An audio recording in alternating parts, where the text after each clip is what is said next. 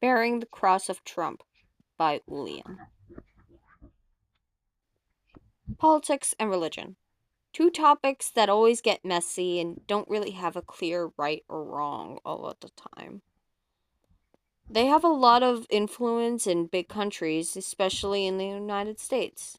Christianity is the biggest religion in the world and makes up nearly 2/3 of the United States. It's no surprise, then, that many say that Christianity is deeply tied to the American identity. Even though the U.S. Constitution says that there should be separation between church and state, this does not prevent ideologies like Christian nationalism from growing. This is the idea that the government is built on Christianity and the government should act to preserve Christianity. This leads to a lot of clashing and fighting within political and religious spaces. The founders of America didn't want religion to control the government. In fact, Thomas Jefferson wrote about building a wall of separation between church and state. His goal was to unite the different colonies into one strong country, not to create a religious nation. Many Christian nationalists want their influence in every part of society, not just the government. In schools, media, businesses, arts, within the homes and families. It's a strategy to sneak Christian values into every major part of life. The overall goal is not to take over the government, the country, and the world, but just to reshape culture as we know it, which is sneaky and nearly the same in my eyes. In 2016, Donald Trump became president. Despite previously being nothing more than a reality TV star, he became worshipped like a messiah because of how he elevated Christians' platform and voice. Many figures in the media present him as a man chosen by God, fighting evil, even though he doesn't know a lot about the Bible or how the church works, like confession or communion. Many people, like my aunt, believe that we are in a current and active holy war, which is crazy. Trump, during his more recent term of 2024, has created a faith office meant to stop anti Christian policies in government with a team meant to protect from discrimination. Supporters says it defends religious freedom, but everybody already has that. If anything, to a concerning point, especially with the masks problem in quarantine.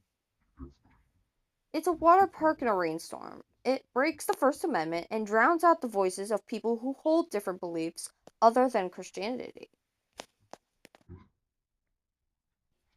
Some Christian nationalists twist the Bible to back up their political views.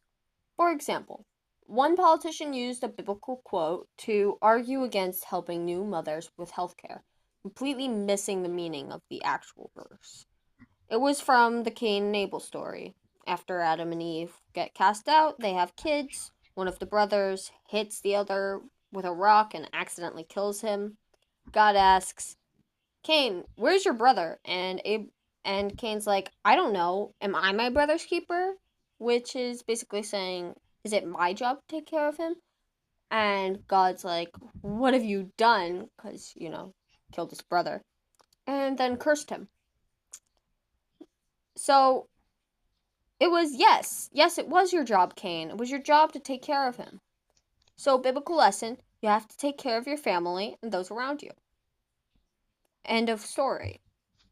But the politician, when quoting the story to defund programs that help new mothers, said, and I quote, Am I my brother's keeper? No, but just don't kill him.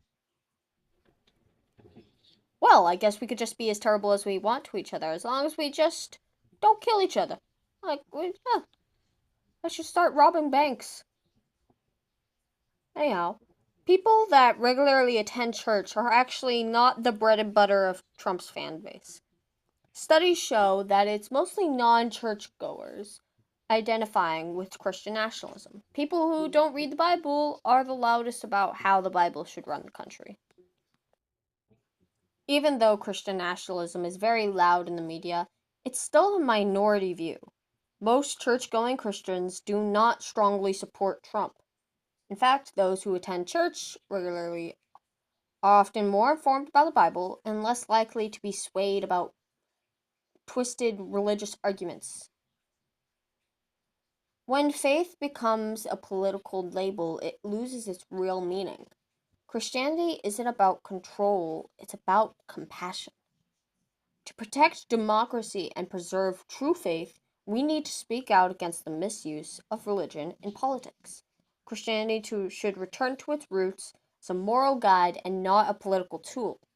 But right now, Christian nationalism threatens both democracy and the soul of Christianity.